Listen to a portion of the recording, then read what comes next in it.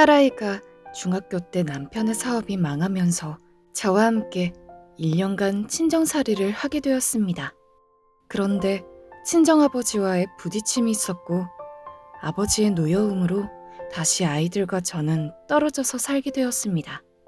저까지 형님 댁에 들어갈 수 없는 상황이라서 저는 친정에 남고 아이들만 형님 집에서 몇 년간 신세 지는 상황이 되었고 그 시기에 아이들이 상처를 많이 받았습니다.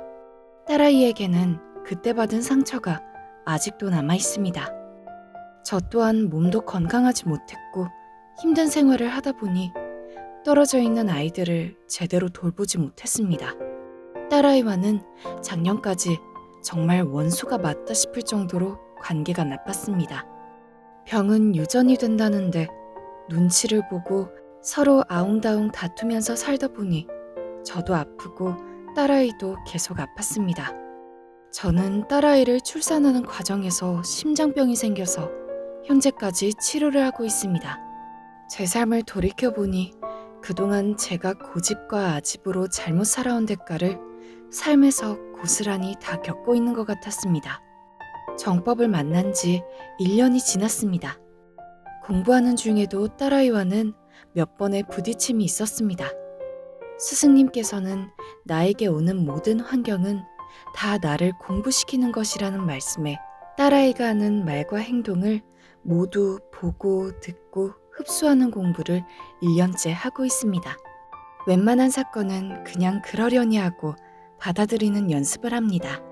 예전에는 혼자 판단하고 일방적으로 통보하고 받아들이라고만 했는데 지금은 제가 딸아이에게 어떠한 상황이 생기면 의논 먼저 하고 이해되게 전달하려고 노력하다 보니 지금은 딸아이가 저를 많이 이해해주고 저에게 말도 안 섞던 아이가 자연스럽게 대화도 할 수 있는 그런 관계로 변했습니다.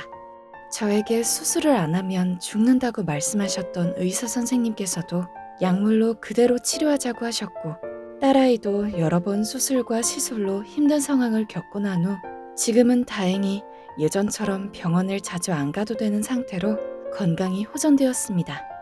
공부하면서 그동안 제가 쓸데없는 고집과 아집으로 딸아이에게도 상처를 많이 주었고 의논해서 결정해야 하는데도 일방적으로 행했던 많은 일들이 떠오르면서 딸아이가 저에게 느끼는 감정이 당연히 나쁠 수밖에 없다는 생각을 이제서야 공부를 하면서 깨닫게 되었습니다.